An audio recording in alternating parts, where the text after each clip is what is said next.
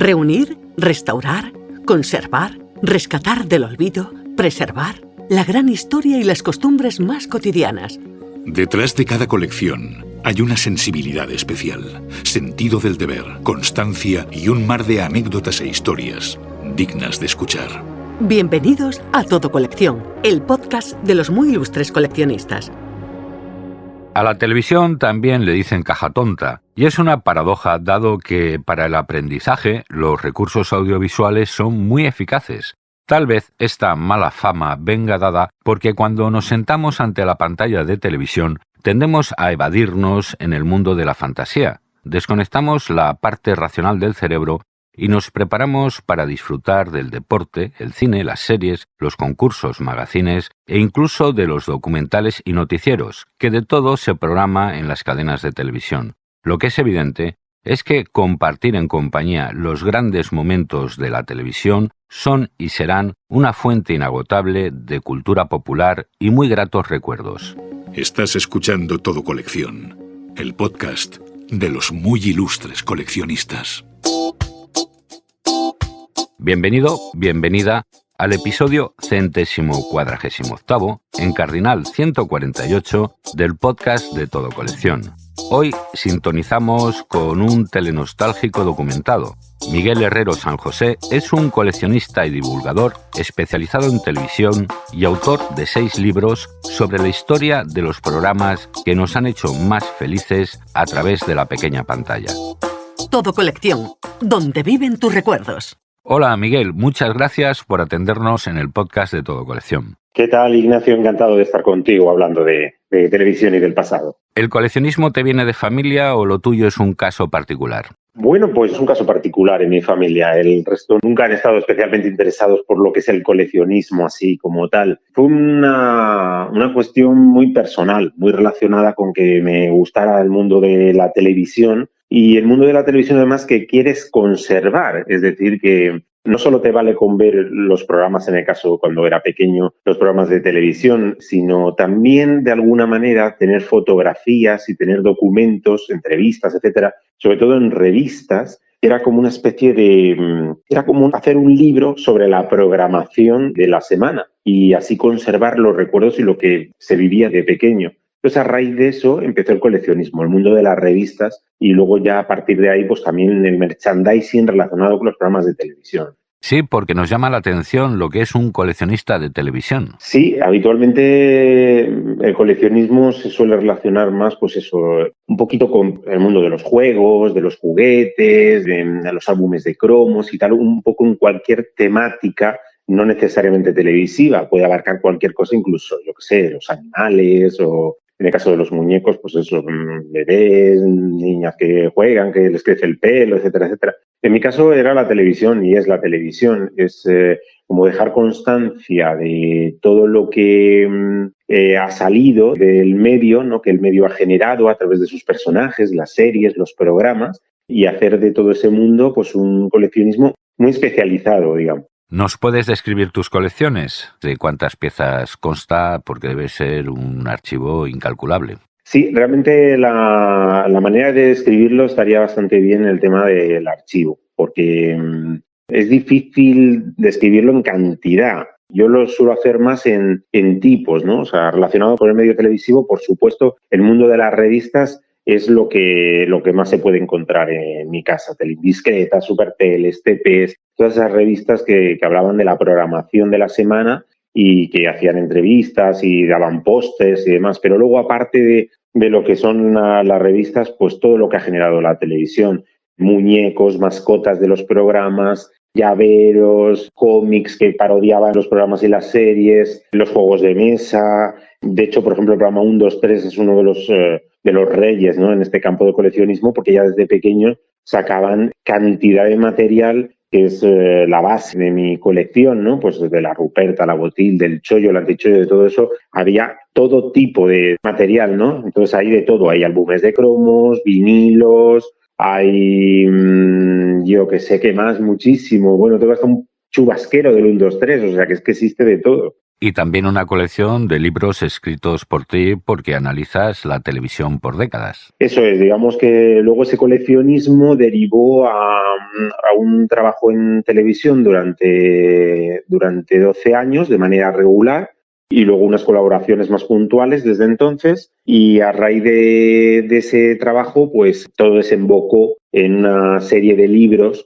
que van recogiendo pues los momentos más destacables de la historia de la televisión, además por géneros. Es decir, yo empiezo escribiendo, revisitando los 80, que tiene una continuación, Los 80 responden otra vez, que abarca todo ese universo de televisión de los 80, no solo los programas y series, sino también este material que hablamos o que es habitual en todo colección, de revistas, de juguetes y tal, relacionados con todos esos programas, y luego ya continúa con Telepasión por los 90, que es lo mismo, pero sobre la televisión de cuando llegan las cadenas privadas, la historia del 1, 2, 3, que por supuesto dentro del libro pues es una joya para todos los coleccionistas de ese programa de televisión, la tele de los 70, que abarca una década que me pedían mucho también, de épocas de Pipi Calzas Largas, de Heidi, Marco, etcétera, y Telemuñecos, que también son todos los muñecos que han aparecido en la historia de la tele, desde los Fraggle, la Spinette o Alf. Qué interesante.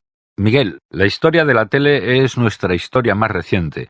Hubo un tiempo en el que lo que no salía en la televisión no existía. Es más, muchos productos se anunciaban con un sello específico que decía anunciado en televisión. Eso es, era lo habitual, que te dijeran y te llamaran más la atención los productos que habían sido anunciados en la televisión. Es decir, que es algo que la gente más menuda, como nos llamaban a los pequeños de los 80, la gente menuda, de hecho había un programa de televisión que se llamaba así, Gente Menuda, Menuda Gente, estuviéramos más atraídos cuando ese producto pues lo habías visto en movimiento, lo habías visto en un anuncio. Además, había anuncios que tenían que explicar que luego cuando compraras el juguete o compraras el producto, que no se iba a mover como en televisión, claro, porque pensabas que los Madelman y todas estas cosas se movían igual que los anuncios. Entonces, es verdad que el poder de la televisión también tiene que ver mucho con la publicidad, con las ventas, evidentemente, quien se anunciaba pues tenían más posibilidades. También se hacía mucho incluso con los vinilos, que este vinilos ha sido anunciado en televisión, como indicando que los que no habían sido anunciados pues a lo mejor no eran de la misma calidad. Sí, y un matiz muy importante es que de los tiempos que nos estás hablando, sobre todo cuando solo había 2 cadenas, había tortas, dicho sea de paso, por salir en la parrilla. Hemos pasado de una programación de pocas horas al día a la emisión las 24 horas. Eso es, la televisión que me apasiona a mí cuando soy pequeño tiene poco que ver con la de hoy en día.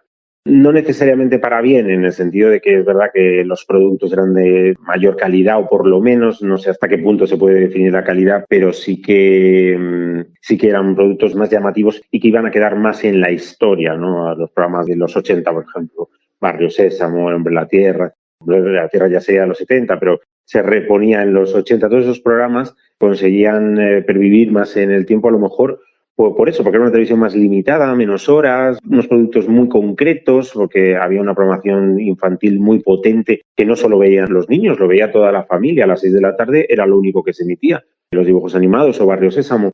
Y luego todo esto pues ha derivado a una televisión ya a la carta, 24 horas, una televisión que genera continuamente productos, muchos no funcionan y en muchos casos la gente ni siquiera los conoce, porque ya hoy en día con las plataformas pues hay muchos programas que se ven en la televisión convencional que ni siquiera llegan. Yo creo que mucha gente cuando los conoce ya incluso han desaparecido de la parrilla. Entonces es verdad que es un cambio muy, muy importante que ha dado la televisión en muy pocos años, porque si lo pensamos bien, 20, 30, 40 años en la historia no es nada y sin embargo ya ha cambiado muchísimo ese medio. Nos hablas de historia. Recordamos el fenómeno de los teleclubs. En muchos pueblos había unos locales donde se reunía el vecindario para ver la televisión. Entre otras cosas porque en sus inicios los aparatos de televisión eran muy, muy caros. Sí, eso es. Los teleclubs se enmarca dentro de lo que es la España más bien de los 60, todavía de los 70, que es cuando la gente no se podía permitir tener un televisor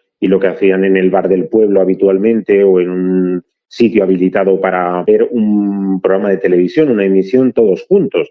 Es decir, de esa manera era como ir al cine, de esta manera que digo, y que servía también de coloquio, es decir, la gente veía un programa y luego lo podía comentar. Claro, de España tan peculiar, ¿no? En la que alguien no se podía permitir tener un televisor, a la que luego estamos viviendo, ¿no? Que incluso vas viendo la televisión en el metro o en un autobús, pues varía bastante. Pero es un fenómeno muy interesante ese de los teleclubs, porque yo creo que la televisión realmente unía, eso que muchas veces se ha dicho de que por ver un mismo programa de televisión, pues la gente podía tener un mismo gusto, poder hacer amistades, pero es que en ese caso era absolutamente real, porque la gente estaba unos con otros físicamente juntos, ¿no? Y además jugaban pues a las cartas, etcétera.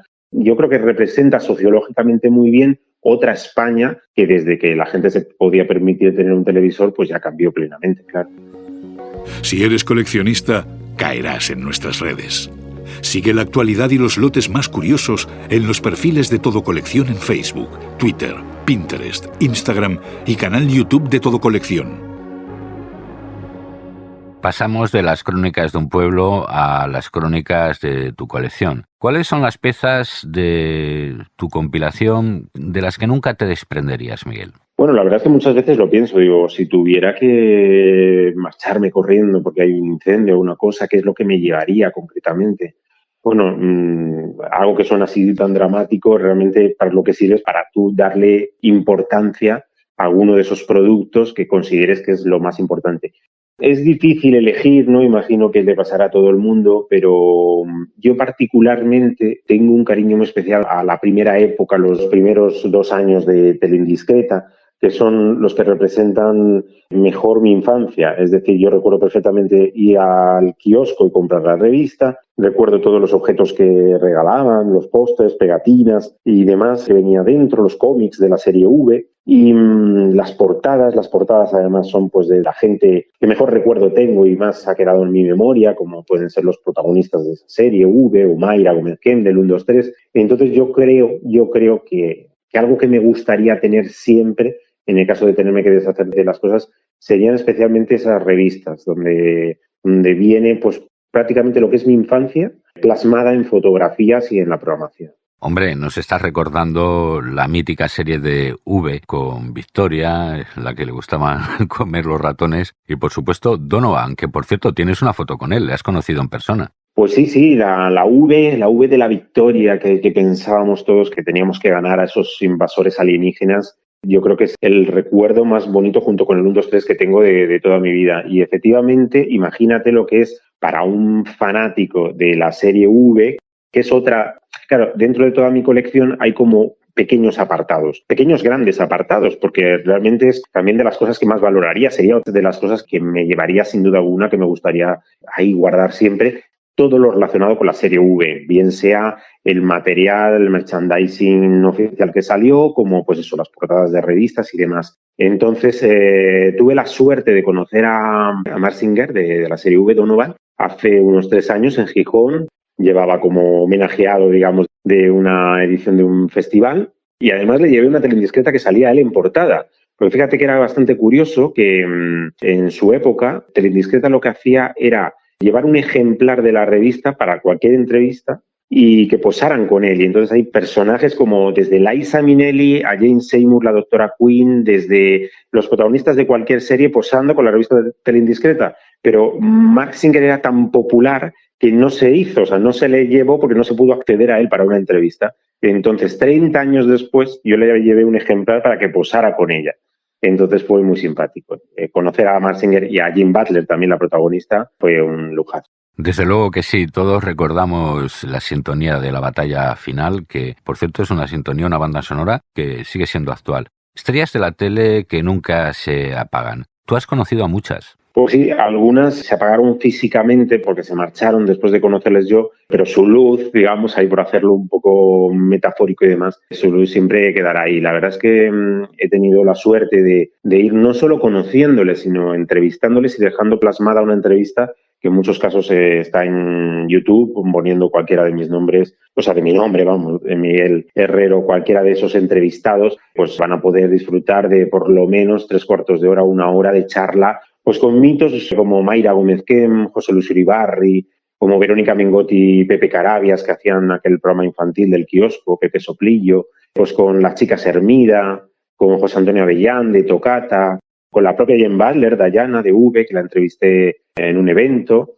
que vino a Madrid, y muchísimos más. La verdad es que cuando yo veo imágenes de toda esa gente que he tenido suerte de conocer, o de momentos como el de entrevistar a Spinette, fíjate, o a Yuppie, de los mundos de Yuppie, que los tuve telefónicamente, o a Willy Fogg, que era el actor Claudio Rodríguez, pues son vivencias absolutamente personales. No 100% personales porque son compartidas gracias a la televisión, pero personales porque era conocer a gente con la que habías crecido, ¿no? Pues desde La voz del precio justo, Primitivo Rojas, pues a José Ramón Sánchez, el mítico dibujante de los programas infantiles de los 80, claro, o Alaska, ¿no? De La bola de cristal. Entonces, para alguien que es coleccionista y fanático de la televisión, además poder charlar con todos estos personajes, pues sin duda alguna es uno de los momentos clave de mi vida. Qué bueno, algunos de esos invitados también han estado por aquí y aprovecho para recordar la entrevista de la faceta de Alaska como coleccionista y coleccionada aquí en Todo Colección. Estamos hablando de la edad dorada de la televisión, Miguel. Para ti, ¿cuándo la datarías? Bueno, yo la edad dorada yo la enmarcaría en los años 80. Yo creo que es la época televisiva más fructífera y más rica,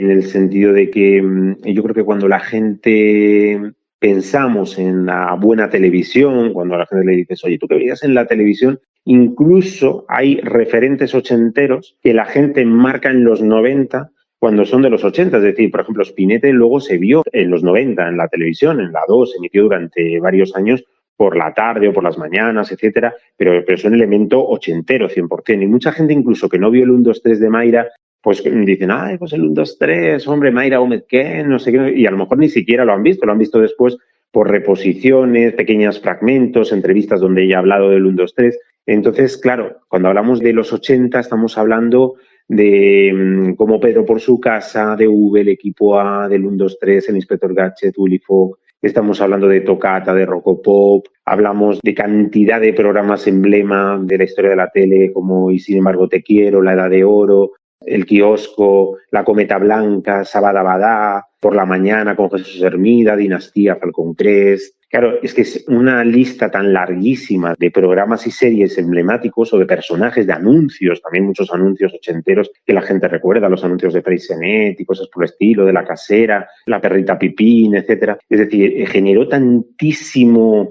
icono mediático que luego cualquier otra década le cuesta llegar a esa altura. Es verdad que los 90, como están las cadenas privadas y además se multiplica toda esa programación, pues es más fácil también que mucha gente recuerde pues esos años, primeros años de, yo qué sé, desde El Gran Juego de la Oca, La noche de los castillos, El que apostamos, etcétera, ¿no? Pero como la edad de oro de Paloma Chamorro, la edad dorada serían los 80. Es curioso, menuda máquina del tiempo en la que nos has montado. Y hablando de edades, el misterio de la eterna juventud de Jordi Hurtado.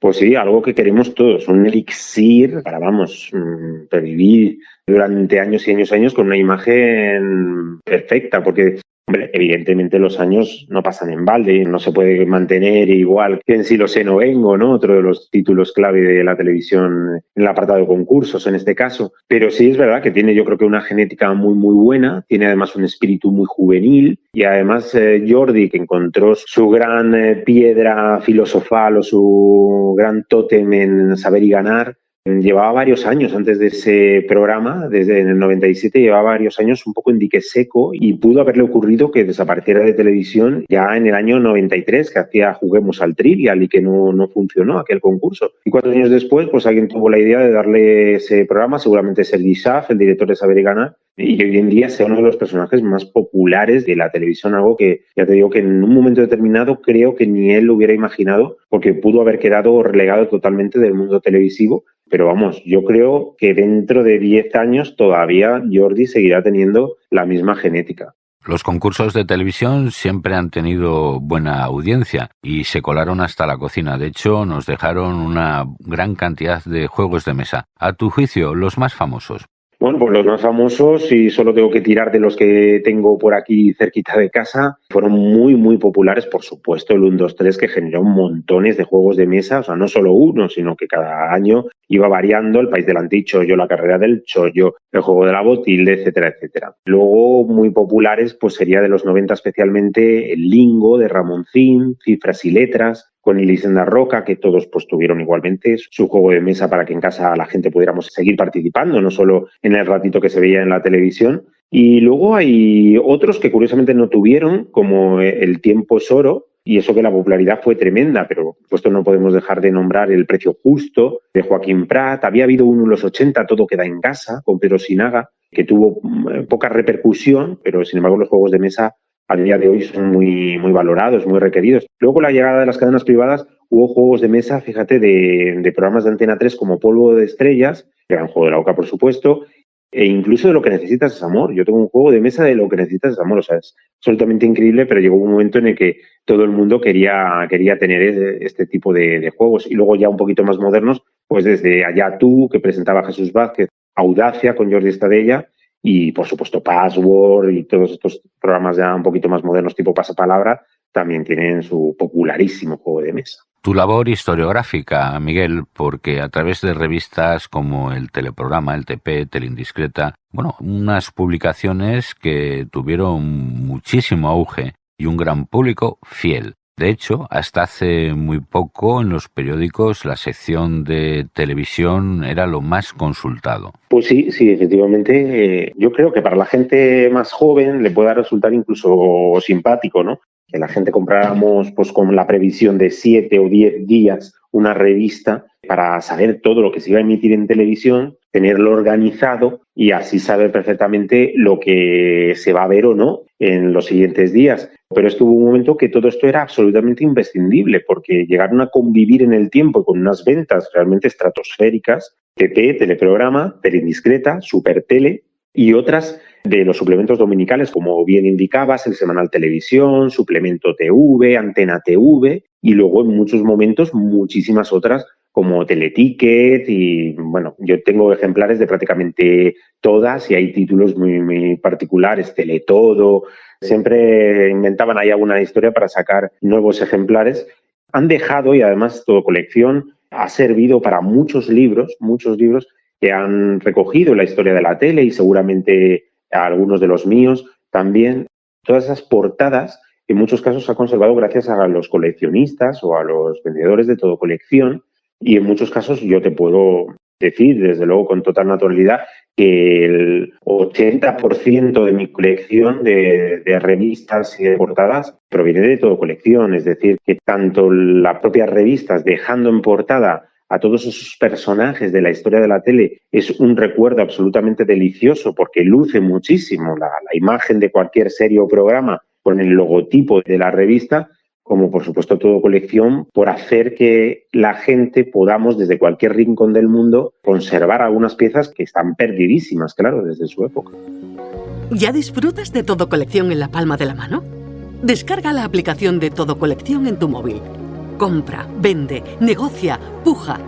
Consulta en tiempo real Todo Colección, donde viven tus recuerdos.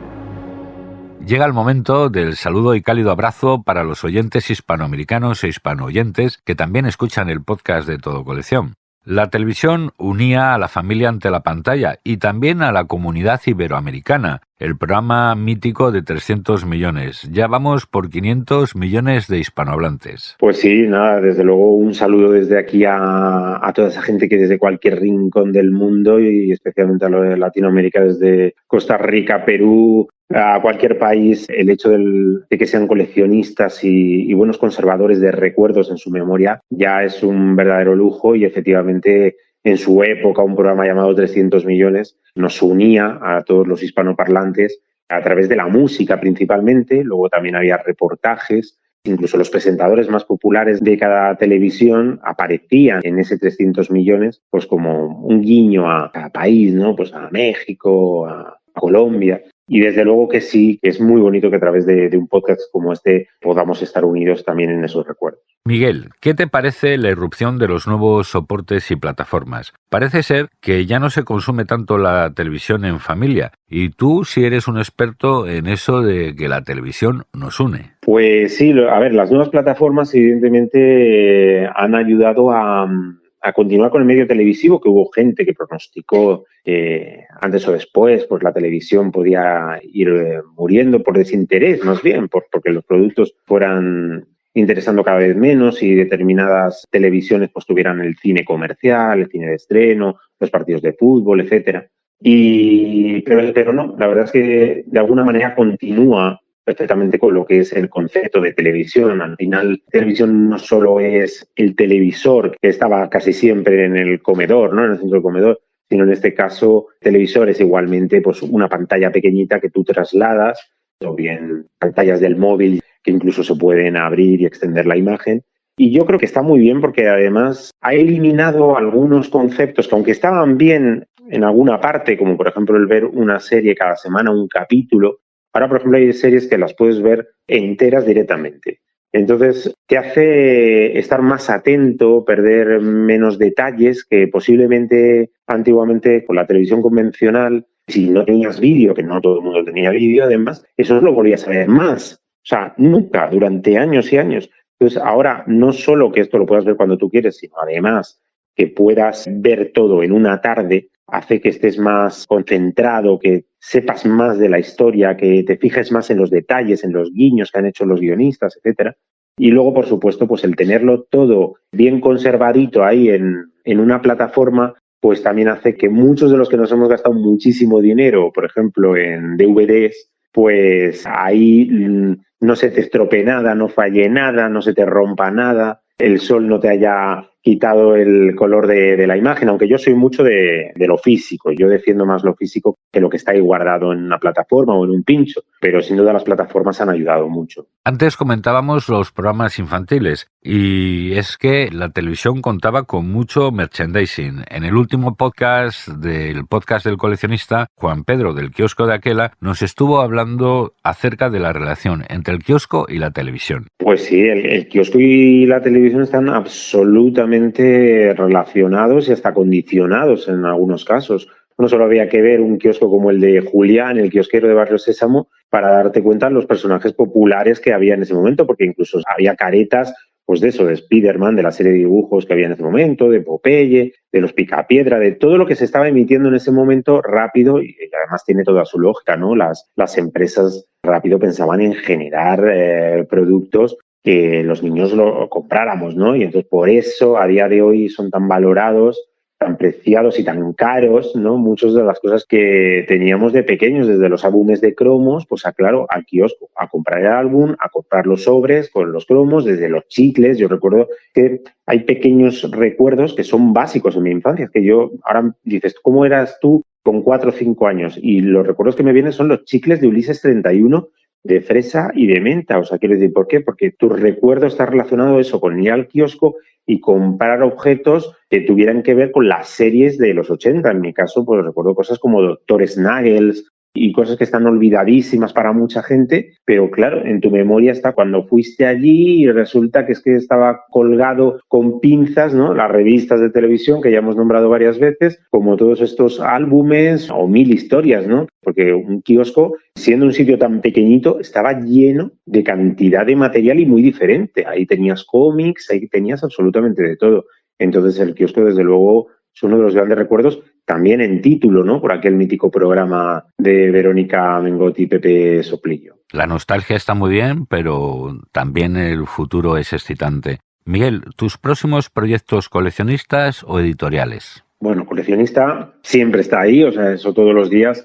Mi cabeza está en rebuscar, en obtener más información del pasado. Me encanta, es uno de los mayores hobbies que puedo tener, descubrir de repente una nueva portada de una revista que se desconocía, de un gran programa, un gran personaje. Entonces, esa búsqueda de información continua, un vinilo sobre de un programa, de una serie, cualquier cosa, está en mi día a día. O sea, siempre en mercadillos, en cualquier sitio donde haya algo de fanatismo retro, que le llamo yo. Y en cuanto a nuevos lanzamientos, se está ya terminando un libro que me ha llevado muchísimo más tiempo de lo que esperaba, que será mi 7º hijo, como le llamo yo a mis libros, porque realmente tardo mucho más que 9 meses en parirlos. Hijos que en este caso va a haber llevado 3 años. Es una enciclopedia dedicada a todos los concursos que se han hecho en televisión. Una enciclopedia alfabética donde se van a poder encontrar desde los títulos más antiguos de la televisión, desde los años 60 hasta los más modernos, pero incidiendo especialmente en la historia y en los datos de todos los grandes títulos que la gente recordamos, ¿no? Todos los programas como los que hemos nombrado, el 1, 2, 3, El Precio Justo, El Gran Juego de la Oca, etcétera. Entonces estará con profusión de material, de fotografías y demás. Como te digo, ha llevado 3 años porque parece que hay menos, pero cuando te pones a investigar más allá de Juego de Niños y de tantos otros títulos de la historia de la tele, pues me he encontrado más de 500 y 500 hacer la historia de cada uno y aportar información y demás, pues ha resultado más complicado de lo que parecía incluso al principio. Pero próximamente, antes de final de año, pues verá la luz y será un placer que vosotros sepáis de ello. Estaremos muy pendientes. ¿Tu última adquisición en Todo Colección? Pues mira, lo último ha sido un lote de revistas de los años 80 con portadas de todos estos míticos de los que hemos ido hablando, Mayra Gómez Kem, Chicho Ibáñez Serrador, series y demás, de principios de los 80, muy bien conservados y además es que da mucha paz incluso. Me atrevería a decir, saber que hay un sitio donde puedes conseguir este material, donde cuando piensas, porque podría ocurrir perfectamente y ocurrirá con muchos casos, que haya material que se haya perdido por completo, que no lo tenga nadie, que se haya estropeado incluso por raro, ¿no? Pues a lo mejor pues que no funcionaron y saber que hay un sitio donde en cualquier momento puede aparecer, que alguien en toda España puede conservar ese ejemplar o cualquier tipo de objeto, ¿no? Pero en mi caso, por ser las revistas de televisión lo que más me interesa, pues te da una cierta tranquilidad. Sabes que ahora mismo no existe, pero a lo mejor mañana o pasado pues puede aparecer. Entonces, algunos de estos casos que te acabo de nombrar pues han aparecido. ¿Cuánto vale? Sigue la cotización de tus tesoros con Orientaprecios, la mayor base de datos para aproximarte a la tasación de lo que compras, vendes o subastas. Orientaprecios de Todo Colección. Llega el momento del consejo o reflexión para él y la coleccionista. Miguel, todo tuyo. Bueno, mi consejo es saber esperar, porque muchas veces cuando alguien quiere algo, digo, pues yo quiero conseguir este objeto porque no lo tuve de pequeño, o porque se me ha estropeado, o me lo han robado, o porque es el mejor regalo para un amigo. Un amigo, por ejemplo, un buen amigo ahora mismo, cuando ha terminado en su trabajo, sus compañeros le han regalado un disco de Locomía, gracias a Todo Colección, porque es muy fanático del grupo. Entonces, en muchas ocasiones, cuando vas a buscar ese objeto, no aparece y un poco te desesperas y vas a 1000 fuentes, yo lo tengo que conseguir sí o sí, ya pagando lo que sea y demás. Entonces, muchas veces hay que saber esperar porque a lo mejor ahora no está, pero dentro de un mes sí aparece e incluso puedes hasta elegir que uno esté en mejores condiciones que otro, etcétera. Entonces, mi consejo es la paciencia. Miguel Herrero San José, gracias por habernos atendido en el podcast de Todo Colección. Larga vida y mucha prosperidad coleccionista. Muchísimas gracias a ti por este podcast y a toda la gente que lo oye, porque seguro que son tan fanáticos del pasado como yo. Estás escuchando Todo Colección, el podcast de los muy ilustres coleccionistas. Curioso este mundo de la telepasión. En el podcast del coleccionista tenemos varios episodios protagonizados por profesionales del sector audiovisual. Mira, puedes escuchar el episodio número 11 con Julio Torrecilla, director de arte de cine y las más famosas series de televisión, además de coleccionista. ¿Y qué sería de la tele sin los dibujos animados? En el episodio 106, Cruz Delgado nos anima a este coleccionismo tan entretenido. Y por supuesto, el episodio 128, en el que Ismael Rubio nos acerca a los tiempos del videoclub. Libros, sellos, monedas, cromos, juguetes, antigüedades, arte. ¿Y tú? ¿Qué coleccionas? Si quieres participar en nuestro podcast, Todo Colección te cede el turno de palabra. Pues hasta aquí el episodio de Telepasión de hoy. Espero que hayas disfrutado con los recuerdos que nos ha regalado nuestro invitado Miguel Herrero San José. En Todo Colección estamos creando el mayor archivo sonoro con personajes que, como tú, mantienen viva la cultura del coleccionismo. El coleccionismo es cultura. Por eso, tu apoyo con un me gusta o un comentario es imprescindible. Cuantos más me gusta y suscripciones, llegaremos a más personas maravillosas que mantienen vivos los recuerdos. Si te animas a participar, envíanos tu propuesta de invitado al email comunicación@todocoleccion.net. Y hablando de colecciones, ten en cuenta que con los servicios de envíos TC y pago TC, la vida del todo coleccionista es mucho más sencilla. Cuídate. Te habla Ignacio del Valle. Nos vemos, nos escuchamos en el próximo capítulo de Todo Colección, donde viven los recuerdos más televisados. Fin de la cita. Hasta el próximo episodio de Todo Colección, el podcast de los muy ilustres coleccionistas. Seguimos en contacto en el Facebook, Twitter, Pinterest, Instagram y canal de YouTube de Todo Colección.